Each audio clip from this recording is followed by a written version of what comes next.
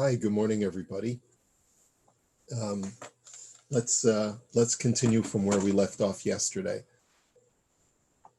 So we were talking about the possibility of there being ona'ah, a problem of ona'ah, not only when it comes to transactions of buying and selling, but also when it comes to leasing or renting.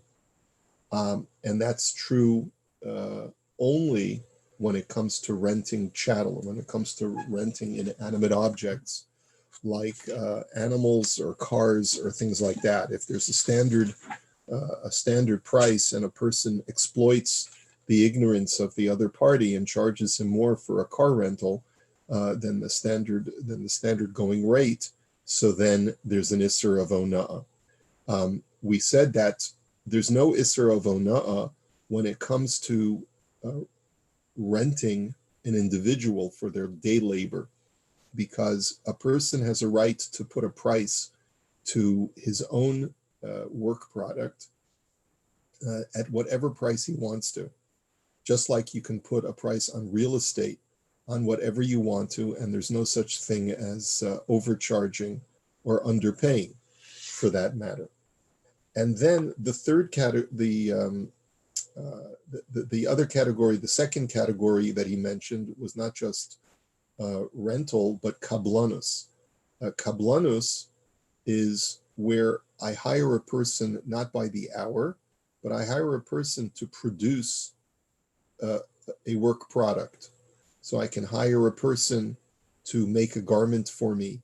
I can hire a person to produce a piece of software for me.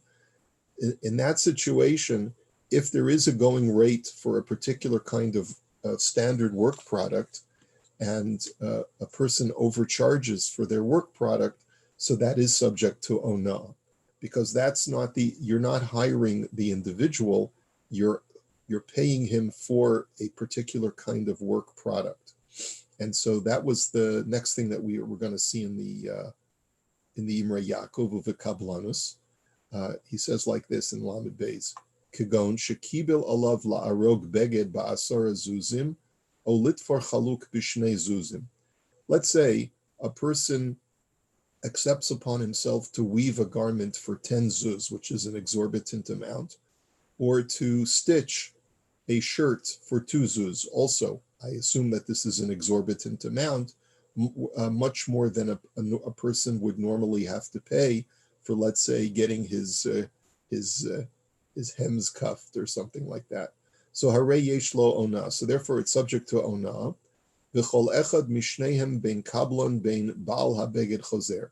And therefore, either party has a right to say, you know what, I'm going back on the deal, and therefore, you either have to give me back the work product, or in the case of where the person undercharged, give me back the work product or pay me what the fair market value is. V'yesh cholkin, and there are those who disagree. Usvir le deleka ona bekablanus. Some people hold that there is no ona'ah when it comes to work product, because we treat it no differently from when you're renting a person by the hour. Uvikablanus ba'avodas karka l'kuli al moleka ona. But everyone agrees that if you're hiring someone to produce something from your soil, then there's no ona'ah, just like there's no ona'ah when it comes to selling real estate. There's no ona'ah to cultivate real estate. So if I hire someone, let's say, to be my landscaper, and he charges me an exorbitant amount, I have no legal recourse against him for ona'ah, even though there's a fair market value on a similar kind of landscaping. And I guess the argument is that when it comes to real estate, it's very subjective. A person could argue that that it's a unique piece of real estate, it's a unique type of cultivation, and therefore I can charge you whatever I want. Now, v'im secharo lizroa bachitim hareza safeki azlinan basar hachitim v'avin taltalin, oshema azlinan basar harkarka vidino kekablan karka. There's a debate, or excuse me, I should say that there's a suffix that if I hire someone not just to cultivate my soil, but actually to produce something from the soil. So let's say I hire someone to farm my land and produce, let's say, a bushel of wheat. So in that situation, I've hired him to produce a bushel of wheat. So is that considered to be chattel, or is that considered to be real estate? On the one hand, I've hired him to work my soil. So from that standpoint, the argument would be that there's no possibility of ona'ah, just like there's no ona'ah in other kinds of real estate. But on the other hand, I've hired him to produce something which is not in itself real estate. I've hired him to produce wheat. So in that situation, there's a suffix in the poskim whether there's a prohibition of ona'ah or not. And therefore, in any kind of situation where there's a suffix, we say, Hamotzi mechavero olav haraya. The burden of proof is upon the person who would like to cause a cancellation of funds or get his money back. In other words, normally in the cases of suffix, whoever is holding on to the money gets to keep it because the burden of proof is on the other party. Okay. So what I'm going to do now is we're going to read the remainder of Sif Tes as well as Sif Yud. We'll see how far we get. The remainder of Sif Tes and Sif Yud deal with a halacha that is anachronistic to today because it deals with the possibility of ona'ah when it comes to currency itself. And in order to appreciate why this is no longer applicable, this is a historical halacha, but it doesn't have applications today. It's because in the old days, remember like that velvet sack with the drawstring pouch, and you would throw it on the table with your gloves and say, "Get the job done," right? Whatever it was. So coins back in the ancient world, in the medieval world, and actually probably until quite recently, coins were minted, and many times there would be defective coins. And as a result, there's the possibility of ona'ah if you try to pass off a defective coin as a good coin. We're not talking about counterfeit. We're talking about a coin that for whatever reason has become deficient over the course of time.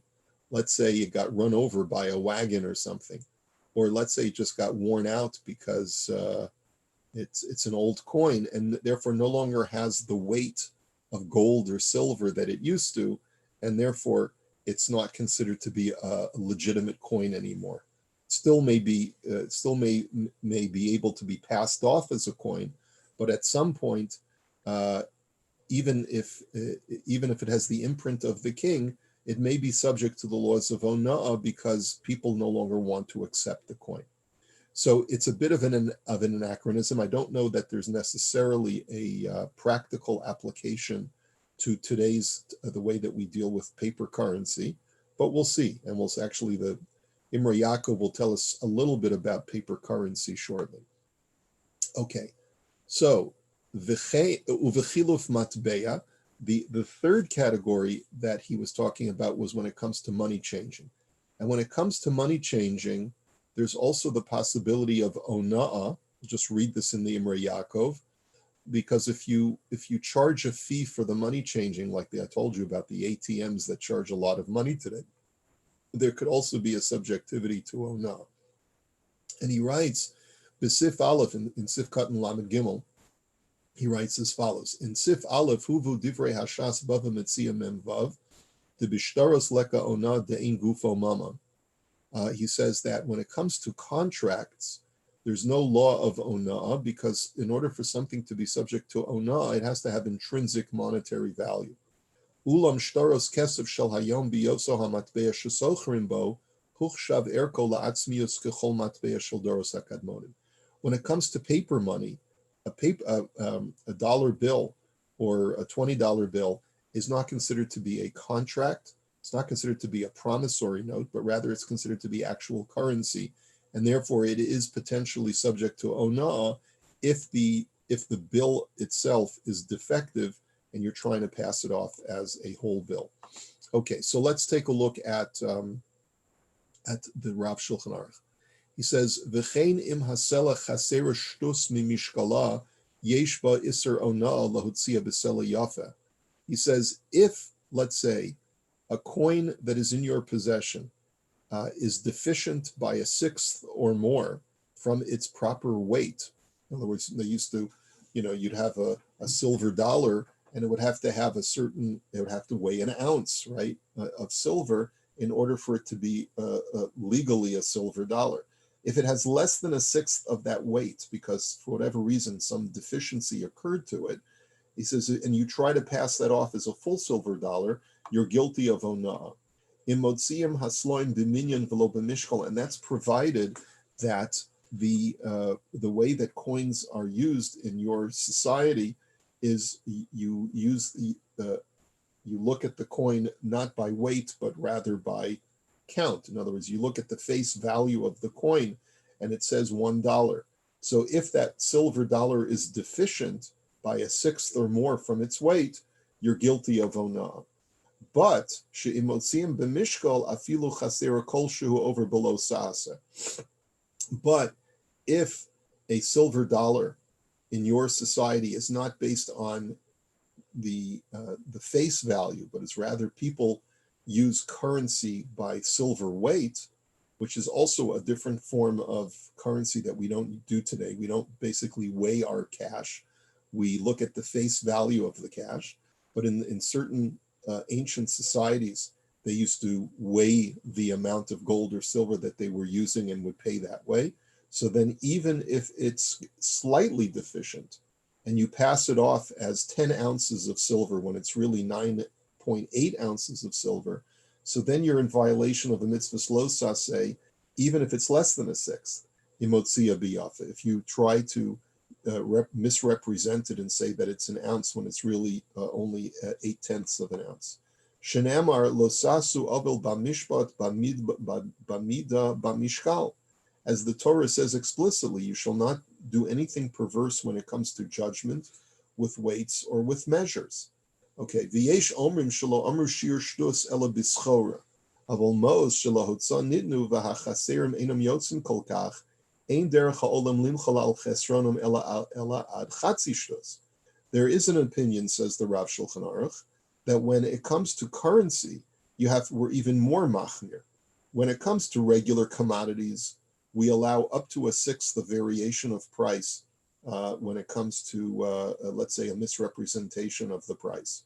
But when it comes to currency, since currency is something that is constantly being exchanged between parties, then even less than a sixth, if it's deficient even less than a sixth, even a half of a sixth, 1/12, you have to be machmir.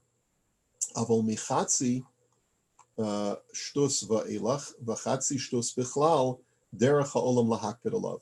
But if something is deficient up to, a 12th or more, so then people generally do not want to use that currency. When a person receives a deficient coin of even a small deficiency, it's much harder to spend that coin, and therefore to sort of foist a defective coin upon another person without representing that it's a defective coin is something, even if it's defective a 12th of its weight, you're not permitted to do, because people have a much more difficult time using it as legal tender.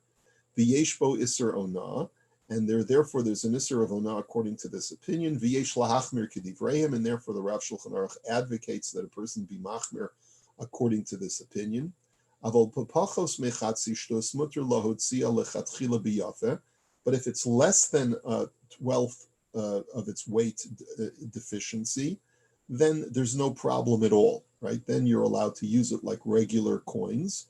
And the reason is, hol ve'in ba hefsid klal lemekabla.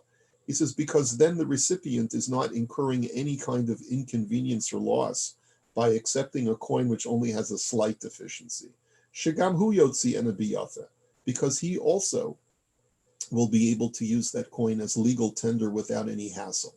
But if it has, if it's less than a sixth of deficiency, but over a 12th, sometimes you will have difficulty being able to pass it off. I remember in the old days, when the dollars were not as sturdy as they are today, sometimes you get back your change, and you'd get back like three-quarters of a dollar bill.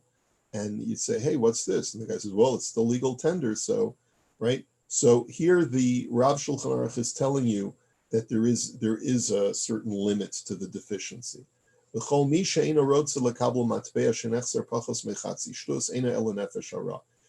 the attitude, therefore, that we have is that if a person is going to be so punctilious, so pedantic, that he's not going to accept a coin, even if it's only slightly deficient, then that's not normal. That's not an acceptable attitude, because all coins have various kinds of one deficiency or another. But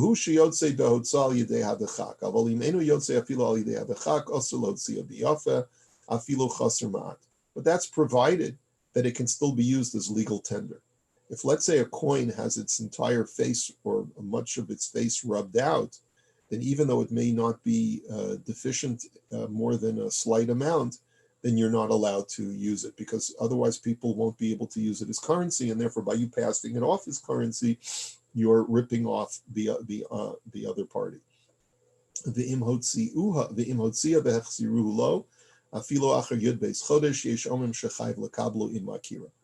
therefore, let's say a person receives a coin from me, and he says, hey, wait a minute, I can't use this coin, I want an exchange.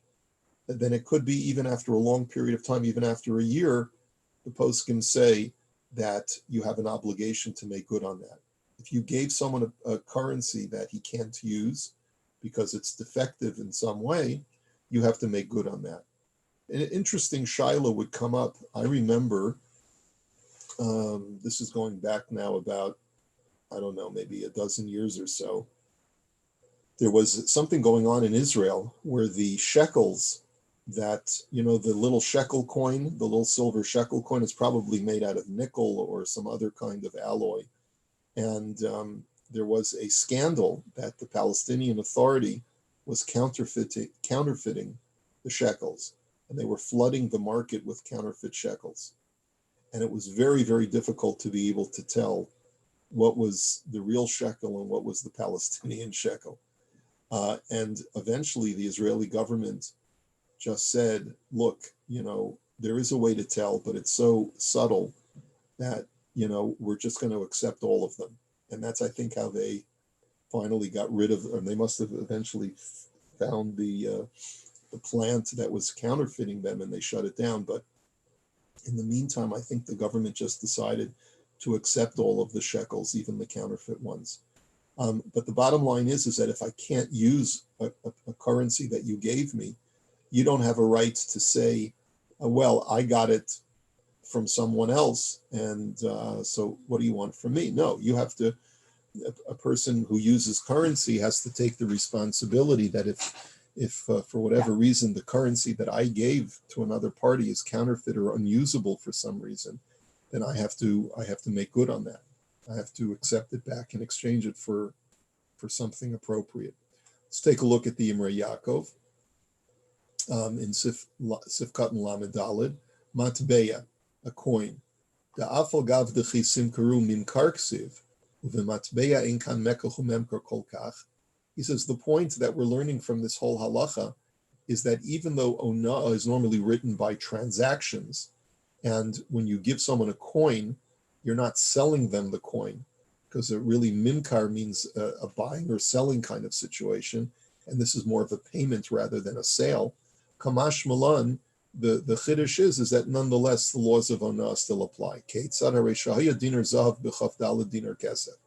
So an illustration of this in the ancient times of the Gemara is that a golden dinar was typically worth 24 silver dinars. B'tzarfa be'esrim dinar o b'chavches. So, and for whatever reason, the person who minted the coin, the golden coin, either put too little gold or too much gold in the coin. So he either maybe put, let's say, 20, he made it worth 20 silver pieces, or 28 silver pieces. He put in too little gold, and normally supposed to make it worth 24 silver pieces, and he only put enough gold so that it's worth 20 silver. Or let's say he put in too much gold, so now it's worth 28. So then the party that misused the coin can demand to reverse the exchange. He says if the gold amount was even less than 20, so then the entire transaction can be nullified. Pachos mikan mechila, but if it's less than a sixth, meaning that if it's, let's say he put in 21, the equivalent of 21 pieces of silver, so then that's less than a sixth, and it's considered to be the payment is forgiven, and it's not actionable. V'nira de lefi masha kosafti le'el sif beis divrei maslo she'ein b'shem ha'orach ha'shulchan d'chol schora shel kol balei chanuyos mochrim b'shaveh k'gon kemach v'lechem u'melach debahem af b'pachos mishlus lahavi mechila.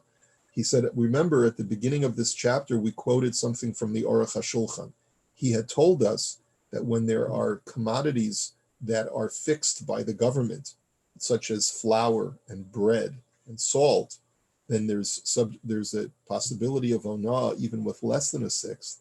In kain lefi zeh bizmanenu im hechalif matbei azar kegon dollar bishkolim ve'eno oso hachalfon afilu pachas mishtus v'yesh bo onah. He says, therefore, if a person were to do money exchanges, if a person were to do money changing in Israel, is what he's talking about. And there's a standard rate of money changing that is based on an index that the government issues on a daily basis. If I don't do the rate of exchange, but I deviate even slightly, so then I'm guilty of onah. And it's like the Aruch HaShulchan said with commodities which have a fixed price. The same thing will be true by a money changer who deviates from the index even slightly. Okay. Now, she'imotziim b'mishkal afilu chasera, right? Kolshu. Let's go on to the next one. V'yesh bo iser ona'ah. There's a possibility of ona'ah if the coin is defective, even less than a sixth, but more than a 12th. B'chayev lahachzir hasela o hadinar, and therefore you're going to have to return the coin and exchange the coin and make the recipient give him a legitimate coin. B'shir hazman shu chayev lahachzir b'kracham ad shiyara l'shulchani v'kfarim she'ena shulchani matzui sham. He says, so the question now is, how much time has to transpire before a person can no longer claim that he wants a refund on the defective coin? So we saw in the language of the Rav Shulchan Aruch that if the person cannot use the coin as currency at all, so then he has an unlimited amount of time in order to demand an exchange. But if the coin is deficient, but it could still be used with difficulty, so then you only have a limited amount of time to demand to be made good on the defective coin. So if you live in a place where you could show the coin to a money changer, then it's the amount of time that most people would legitimately say he had time to show it to a money changer and to consider whether he received proper currency. If you live in a village where money changers are not readily available, yesh lo lahachzir ad erev Shabbos, then you have until Friday, because that's the day when people go into town and they make their purchases. And then the person would discover whether he's having difficulty, expending the coin. V'achar zman zeh ein hama'ana chayiv lahachlifa. He says, if it goes beyond that amount of time, so then the person who gave the defective coin could say to the person who comes to him 2 weeks later and say, listen, my friend, you had plenty of time to show this to a money changer or to use this coin in transactions. For you to come to me now 2 weeks later, it's already past the time. Therefore, I don't have to give you a refund on that coin. Umihu midas chasidus lahachlifa filo la'achar zman zeh imhu makira u'belvad shetetzei al yidei hadechak. But it is considered an act of piety to nevertheless, even after an extended period of time, to give the person back a full coin that has no defect, right? And this is all when the coin could still be used, but with difficulty. If the coin cannot be used at all, then there is no statute of limitations. Okay, let us go on. So according to this, if it can no longer be used at all, so then you have to accept the coin back even after a year that the guy shows up on your door. The inyan zen echluku haposkim. So there's a machlokis over here. Da hasmas yurlei da achar sha'avar hazman dila'el im eno yotze al yidei hadechakos afilu mimidus chasidus ein tzarich lahachlifa. He says there is an opinion that says the Sma, who says that even if the coin can no longer be used, that the guy can't use it, but if the time elapsed, the time that we mentioned before, that he had an opportunity to show it and to try to spend it, and that time elapsed, then you don't have to accept it back.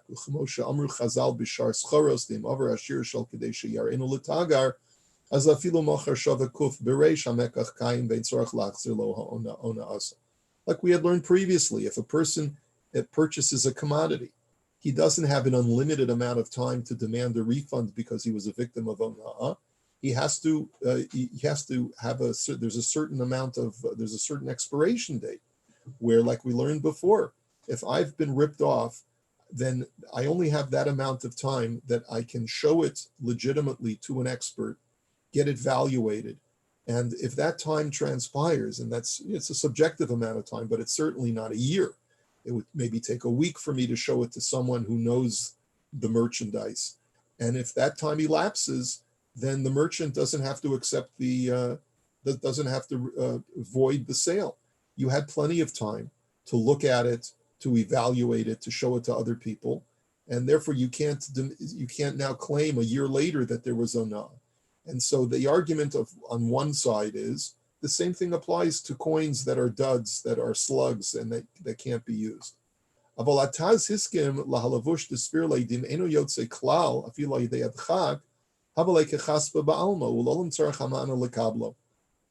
Taz disagrees, and that's the opinion that the Rav Shulchan Aruch is subscribing to, and that is that if a coin can't be used at all because it's a slug and no one will accept it because it's completely been defaced or whatever, so then the Taz says you always have to accept it back even a year later.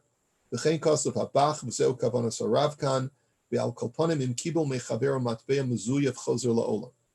it comes, so up until now we've been talking about legitimate currency that's been damaged or defaced in some way. But when it comes to counterfeit currency, then there is no expiration date.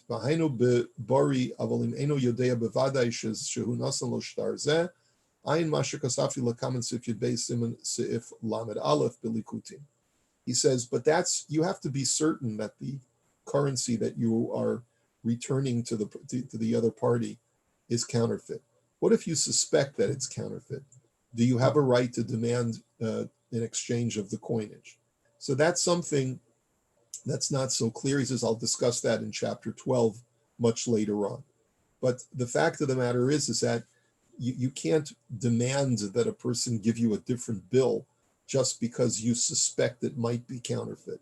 You have to have evidence that it's counterfeit. And then, since it's definitely counterfeit, you're entitled to a full exchange of that bill.